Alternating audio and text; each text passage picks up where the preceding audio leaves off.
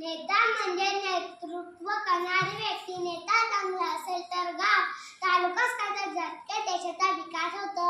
मी शाळेत असल्यापासून हुशार आणि धाडसी होते. मी शाळेत बऱ्याच गोष्टीत भाग घ्यायचे आणि शाळेला बक्षीस मिळवून द्यायचे. मला सगळ्यांना मदत करायला पण आवडायचे. माझ्या पूनमच्या मॅडम यांनी मला शाळेचा मुख्यमंत्री केले. बाळाचे पाय पाण्यात दिसतात ना, त्याप्रमाणे मी नेता झाले.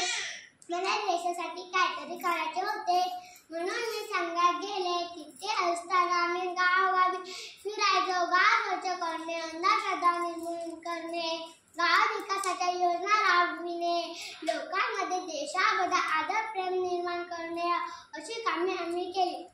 आतून पुढे मी एका पक्षाचा नेता झाले. मी जनतेला विसरले नाही. शेतकरी सामान्य लोक यांच्या विकासावर भर दिला.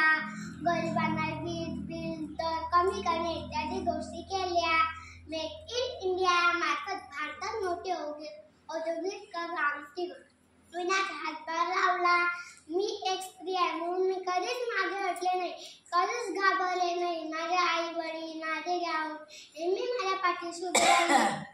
म्हणून एक स्त्री असून मी एवढ्या मोठ्या पदापर्यंत पोहोचू शकले. तुम्हाला एकच सांगेन, तुम्ही तुमच्या मुलीच्या पाठीशी उभे राहा, तिला शिकवा, स्वतःच्या पायावर उभे करा, खंबीर बनवा.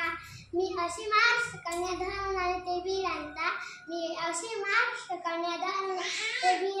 राणी लक्ष्मीसारखी देशासाठी लढण्याचा, माझ्या समाजसेवी बाण्याला शक्ती देईल आई भवानी, शिवरायांच्या आठवण स्वरूप देशासाठी मी रणांगणी रणांगणीचे